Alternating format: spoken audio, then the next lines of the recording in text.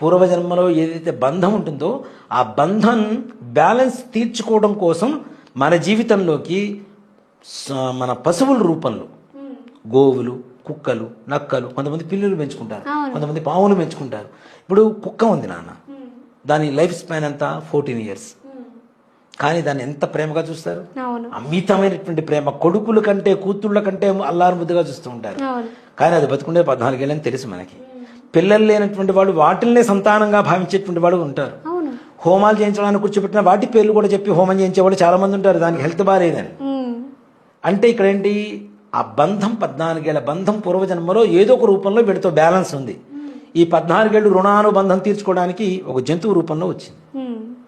Go కొన్ని సంవత్సరాలు, 30 సంవత్సరాలు దాని ఆయుష్. అవునా? అంటే మన జీవితంలో మన ఇంట్లో గో వచ్చింది అంటే 30 సంవత్సరాలు మనకు లాస్ట్ జన్మలో దాని బ్యాలెన్స్ ఉన్నాం. అలాగే పశు పత్ని భార్య కూడా పూర్వజన్మ సుకృతమే. మరి మధ్యలో విడాకులు తీసుకుంటున్నారు కదా, అంటే ఎన్ని రోజులైతే బ్యాలెన్స్ ఉంటుందో అన్ని రోజులు కలిసి ఉంటున్నారు, తర్వాత విడిపోతున్నారు.